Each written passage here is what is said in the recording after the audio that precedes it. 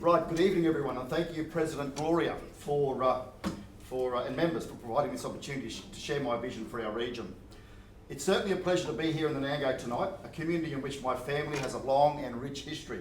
My great-great-great-grandmother, Granny OTTO Strohmeyer, was an early settler at Kildabunya in the 1880s. My great-great-grandfather, Carl OTTO, was a councillor on the Nango Shire Council in the early 1900s.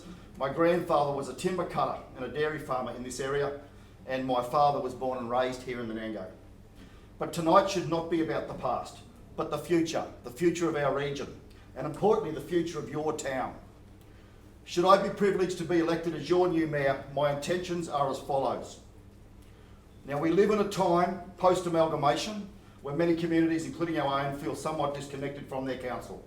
My first priority will be opening up council to more community involvement in decisions, including being a mayor who spends much more time on the streets, listening and sharing information. I'm not afraid of criticism, as we won't always get it right. In this vein, it is also my intention to hold 4 mayoral community forums every month, conducted across 8 towns, Proston, Geelong, Wandi, Mergen, Kingaroy, Cumbria, Nanango and Blackbutt, on a bi-monthly basis.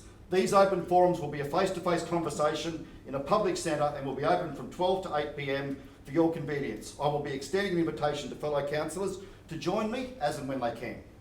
I will be seeking support from council to implement the video recording and live streaming of public council meetings to provide greater access to all residents across the region.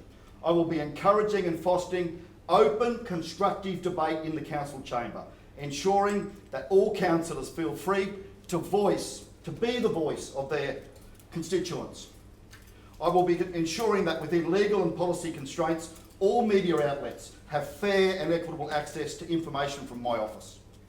In addition, I will be holding press conferences immediately after every council meeting to keep the community informed on public matters. It is my intention to seek the support of council to form local, town-based working groups, resourced and supported by their divisional councillor and staff to create individual town development plans that suit your town and guide council decisions. Yes, we're one region, but every town is unique. And I believe that the parochial passion of townsfolk is actually a hidden gem. One that can be used to build strong towns, and then through a collection of strong towns, we can build a diversified and resilient region. Now, this has been done successfully by other regional councils. Amalgamation does not mean centralisation. The council budget projects 30 June 2020 borrowings at 35.5 million. Repayments 2.7 million, borrowing cost 1.8 million, primarily interest. Debt reduction will remain a priority of mine as it has been for the previous council. I will be working with fellow councillors in the annual budget process to focus on addressing the general operations deficit. This year, council's deficit from general operations is $2.8 million.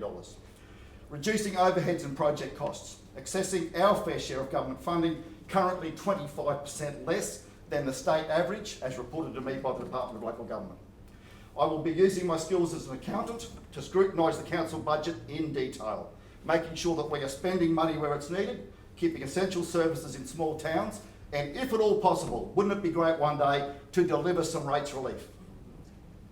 It is my intention to put a proposal to council to commission a review into the senior management structure to ensure that it is financially sustainable, appropriate for the size of our region, and effective in the delivery of council's strategic plan. I will be dealing with the big rocks, getting into the offices in Brisbane and Canberra on a regular basis to build a strong bridge between our local council, the state and federal government to pursue our fair share of government funding. Let's be honest, our region has been neglected by government for 40 years. I will use my experience in business to support my fellow councillors and the CEO in making our region attractive to new business, enticing industries that create long-term jobs, and being persistent in getting into city corporate boardrooms to sell our region. Action, not words. You guys are smiling, so I hope you're enjoying it. I will be a mayor who leads by example. You can expect to see me in your local council office, out on the street, taking out cold drinks to the outdoor workers and letting all staff know that they're appreciated. I will be paying all of my mayor's travel costs, local travel costs from my own pocket.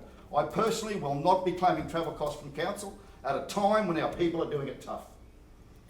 I will be working with councillors and the CEO to get the basics right, clean up our parks and gardens, get our streets looking as presentable as possible, seeking funding for a long-term plan to seal as many rural roads as possible and keep our libraries, pools and dumps open.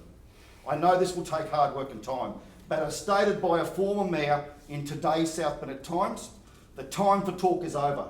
The time for action is here. Thank you for listening. I look forward to your questions. Thank you.